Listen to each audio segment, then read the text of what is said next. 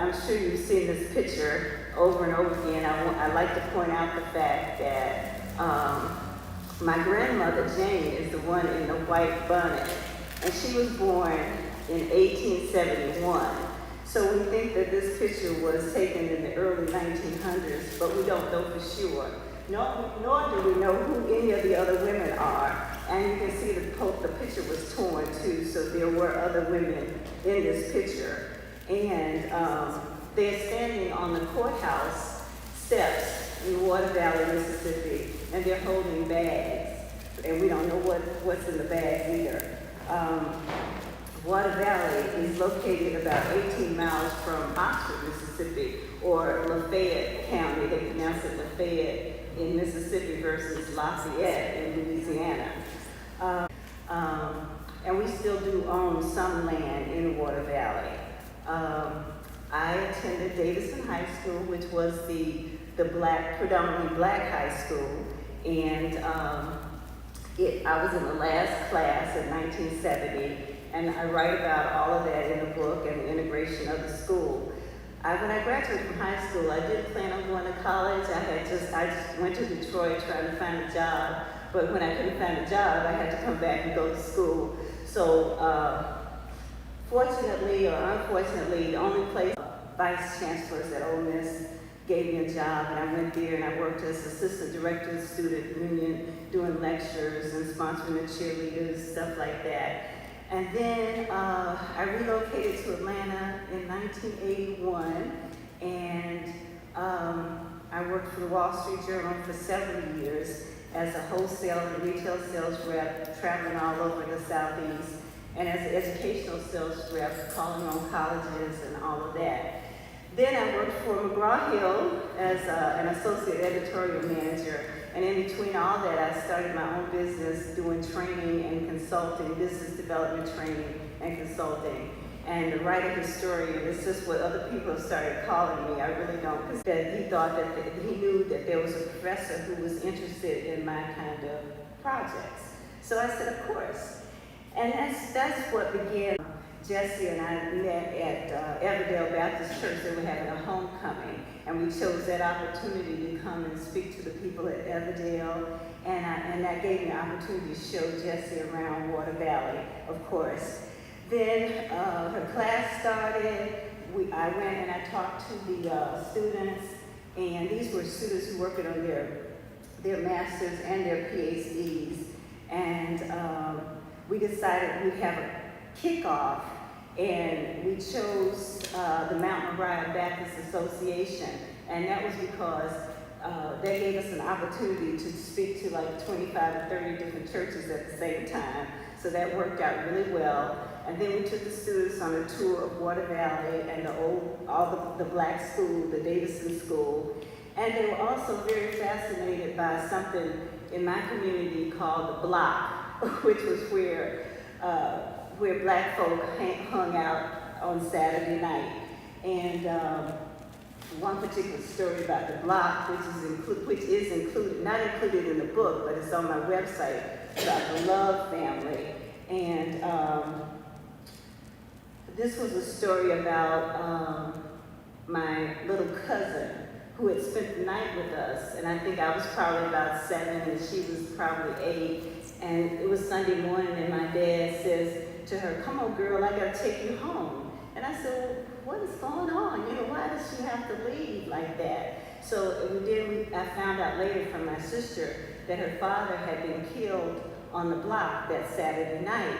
And I was just devastated. And I went to the funeral. That was the first funeral I'd ever gone to. And her mom at the time had, I think it was 7 children, and I remember wondering how she was going to take care of these children. And of course, it was the first funeral I'd ever been to. And we never talked about it until, I guess, last year. My cousin was here in Atlanta, and we talked about it. And for the longest, I thought that a white man had killed him, but it was actually a black man who killed him with a 2x4. They'd been fighting that night. So that story is on my website. It was like the article 45. that I wrote, 46 that I wrote after the book was done. So anyway, it was just, always in my mind. And that was like in 1961, okay? And here's Jessie and myself on our first meeting. She was, as you see, a professor of history and Southern Studies. She was she was a graduate director of the Southern Studies program. And she wrote an article in the book called Preserving Our History to help us understand the past and the present.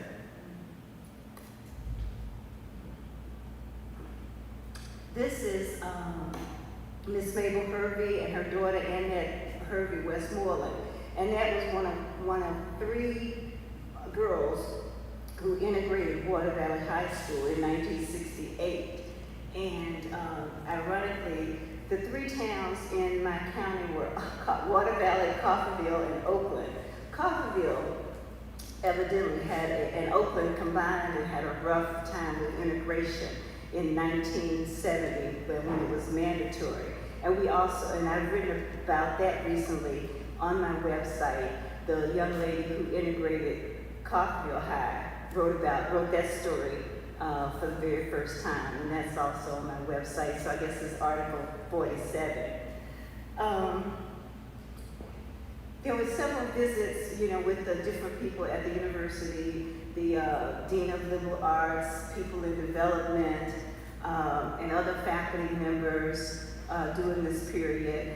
And Jessie and I think both of us collaborated on Article 31, recording Yalobusha Black history. I also got a donation from a foundation. And then by December of 19, the students were ready to do their oral history presentation. And that's a picture of the students, Jessie on this end, and in the gold skirt, Miss Lily Roberts Caldwell, or vice versa, was the first Black person to register to vote in Yalobusha County in 1962. She just celebrated her 90th birthday. And she also says that she didn't think that she was the first person to register to vote. She said that she thought that some of the educators registered, but they were afraid to admit that they had registered. And in her story, she tells that they were encouraged to go and vote by the road supervisor, and the county supervisor came by and encouraged her and her husband to go and vote. And they said, well, you're gonna be there? And he says, well, I'm gonna be close by. So, and this was a white county supervisor, of course.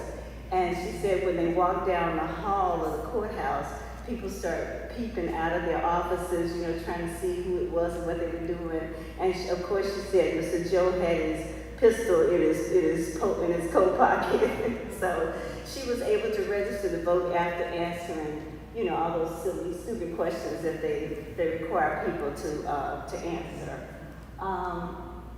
Brittany Brown in the multicolored top, she now works for Mississippi Today, and she was able to do a 3-part series for Black history based on the interviews that she had done. The young man standing next behind her in the Navy shirt, he just went up to Penn State to work on his PhD.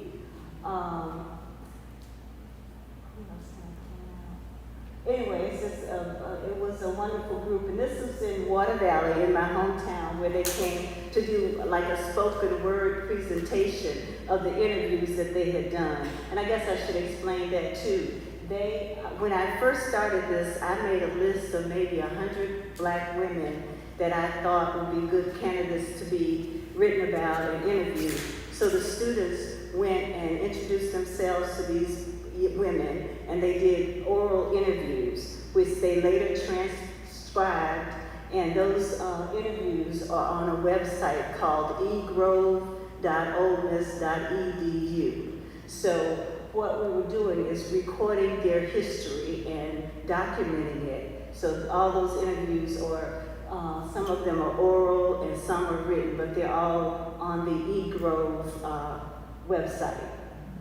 So that was the impetus. And those 4 ladies on the front are all women whose stories are in the book. Okay. I should have asked you guys if you had any questions in the middle of all this. Yeah, I was asking, on the 4 ladies that are on the front, you know what their names are? Oh, yeah. That's Miss Dorothy Key in the red, and I'm trying to, Miss Moore is in the plaid jacket, and I can't think of her name right at the top of my head. But yeah, and Luther Folsom, who's in the tie, he's featured in the book. Everybody, and the lady standing next to me is my classmate, Emma Gooch. She wrote about her mom, her grandmother, her namesake grandmother, Miss Emma Gooch. And everybody else is students. Okay. So by January 2020, we had appeared in the Southern Register. We had appeared in the University of Mississippi Liberal Arts publication, and in February 2020, the students did a second oral history presentation at the university. And I was also in town at the time, and I participated in the Year of the Women's Conference. And then, unfortunately, or fortunately, Jessie was promoted to West Virginia, where she's now the Joyce Robbins Chair and Associate Professor of History, and she also just got a Carnegie Fellowship, and working on her 3rd book, I think. So we transitioned to Dr. Brian Foster, a young Black PhD, and he pushed the whole project forward because we ended up establishing the Mississippi Hill Country Oral History Collective. So he wanted to expand it beyond Yalobusha County, but to include 30 counties in northern Mississippi. So we, with the pandemic, most of what we were doing has been virtual. But then Brian got promoted. And let's see, I want to jump ahead. But he got promoted and he's going to the University of Virginia. So we are just waiting until the Center for Southern Culture can hire 2 more professors, hopefully, and we'll be moving forward. We're trying to come up with ideas now on how to keep the project moving forward. By June 2020, I had closed the column, at 45 articles, and my mentor was encouraging me to do a compilation. So in searching for a publisher, I discovered that most publishers aren't that interested in publishing anything that's already been published. So that's how I ended up going with Amazon. But in the meantime, I found a graphic designer who was in Massachusetts, and my editor is in DC. But we got really lucky in that my graphic designer and the newspaper were using the same program. So that made it much easier to put the book together, even though we switched out pictures. I tried to put new pictures in the book versus the pictures that had appeared in the article. And I mentioned Article 46 and 47 that are part of the family history portion of the project.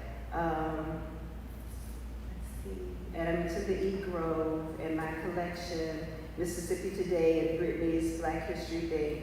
I've been in several articles in the Albany, Southwest Georgian, and currently I'm in one bookstore in Water Valley, one bookstore in Oxford, which is, the home of the University of Mississippi.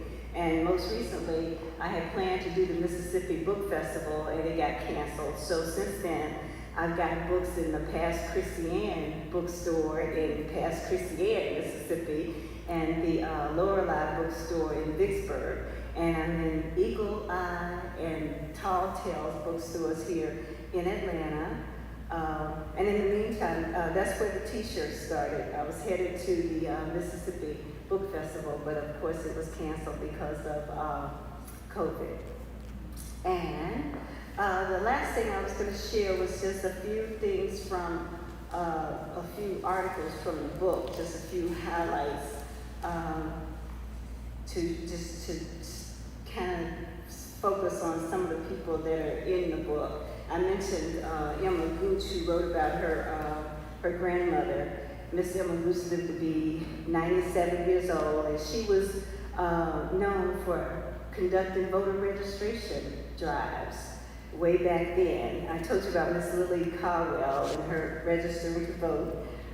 We also wrote about Miss Rosie Wright. She's the grandmother of the first black cheerleader at Ole Miss, who was my cousin, who refused to carry the rebel flag. So subsequently, it was barred.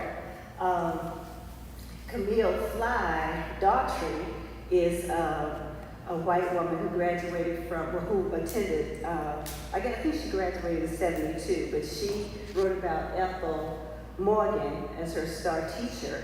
She also wrote about her experience with integration when she was in the first integrated class in Water Valley in 1971. There's also an article about the NAACP and courtesy titles, which I thought was interesting. The NAACP in Mississippi passed a resolution asking blacks to refer to one another as Mr. and Mrs. and insist that other people refer to them that way as well, especially in stores where they had accounts or did business. Another white writer in the book, Dorothy Wyman, wrote about Coralie Folsom, who was her caretaker, her maid, her babysitter when she was growing up. And some of those articles I've laid out back on the back table too. There's an article about Miss Ruby Doris Hall, who was one of our favorite teachers. Everybody loved her because she played softball and basketball. She did hair. And her daughters write about her in a very emotional story because for the longest, her husband was denied disability and she was a school teacher, and he died in 1985 and then she died in 1987, leaving a 13-year-old daughter who writes about it in the book, Natasha. And she was raised by the other daughter who also wrote, Danita. So that was one, that was really a tearjerker. And of course they did convince me at that point to write about my mom. So there's a story about my mother in the book as well. Camille also gathered her friends and they wrote about, the title of it is The Women Who Worked on Dupree, Panola, and Leland Streets. These were white girls, white families who had maids. So they all wrote about their maids. So that is in the book as well. But one story that Camille tells that I cannot forget is when they went down on the coast somewhere and they took their maid, Miss Mildred Backstrom, the mother of Miller Backstrom, the one who told the story at the funeral about my mom, his mother. They took her with them on vacation, and the owner of the hotel told them that she could not swim in the ocean. Yes, told her that she could not swim in the ocean. So they snuck her out at night to let her swim in the ocean. So it's just little stories like that that really gets you.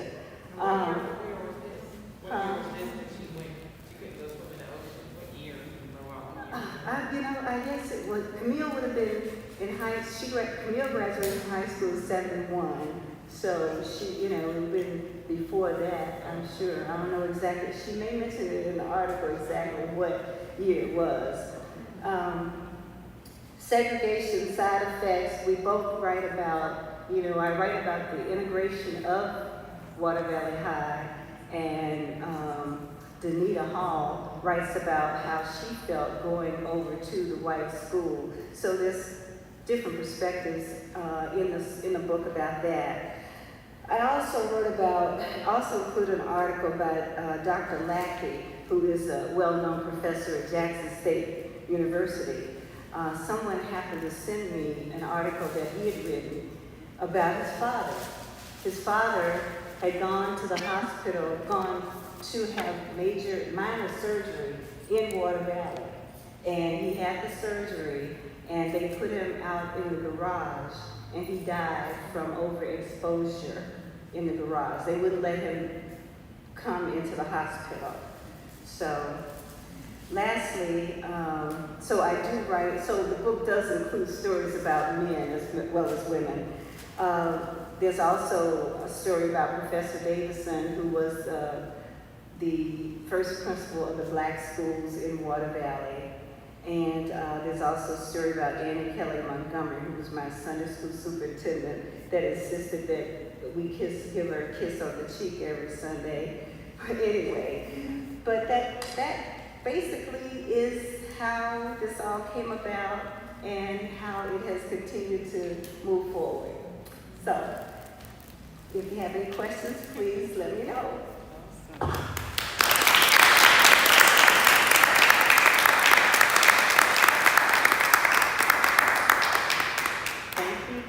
Thank you. Yes. So, Quaye, this has been a beautiful series that you have done. The book is wonderful. Some of the stories, well, all the stories touch a nerve in terms of race and how blacks are still viewed. I mean, it's like those stories are old, but they're not old. Can you speak a little bit about what you know about the current state of race and relationships between blacks and whites in Yalobusha County? Ooh, wow.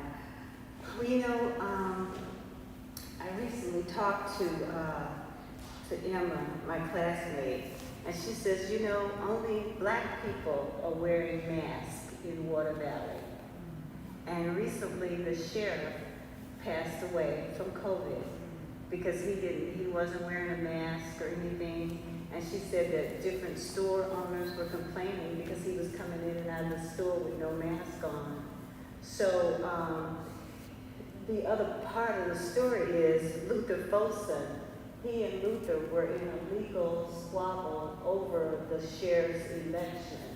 And it went to the Mississippi Supreme Court, and they had a certain, I guess, just a small precinct re-voted, and the white sheriff did prevail.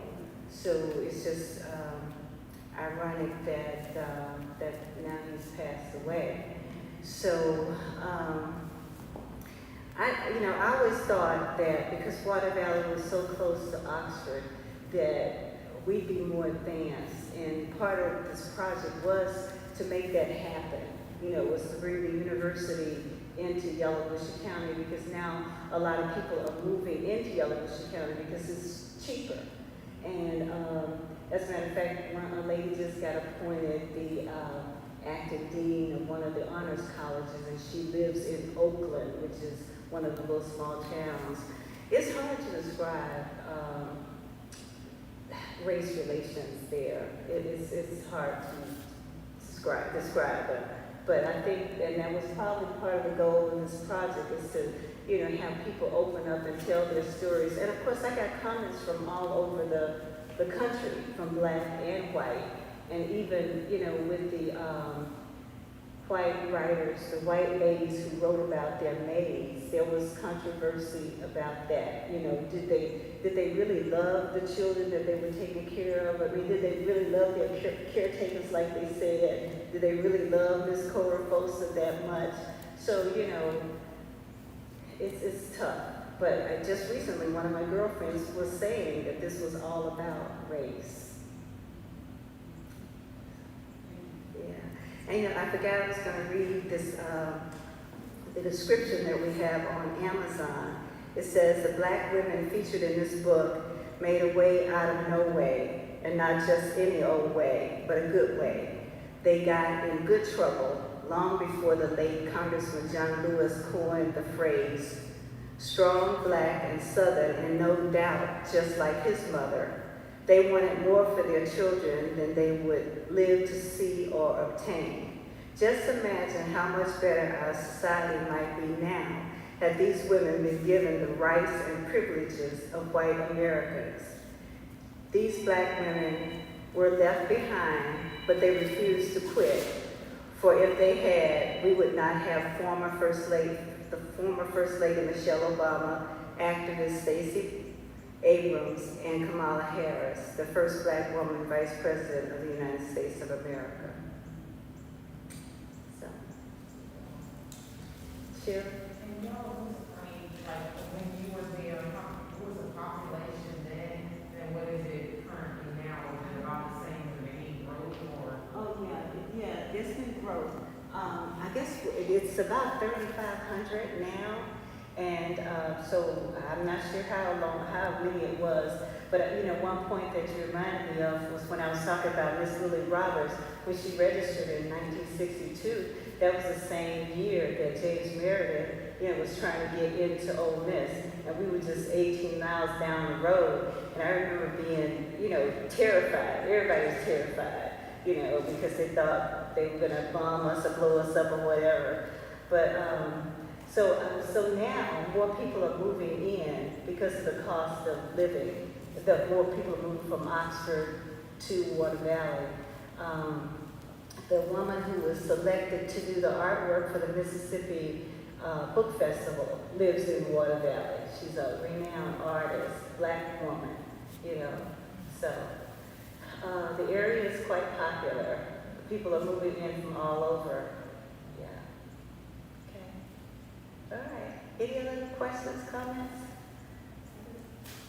While I'm listening to the stories, the Oxford American magazine comes to mind, and I was just wondering if by chance that might be a possibility to publish. They publish often blues songs, but I'm hearing the blues and everything you mentioned here.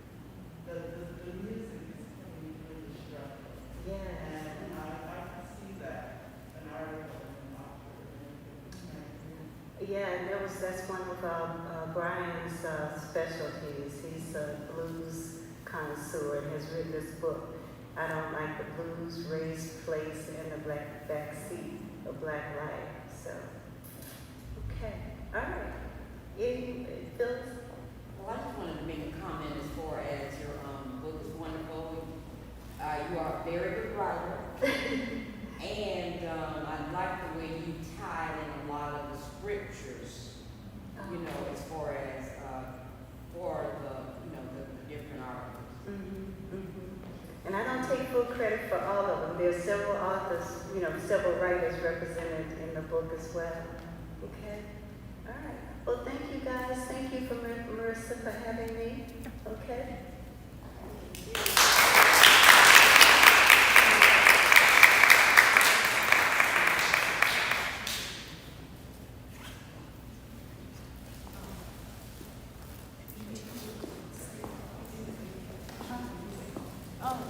If anybody would like an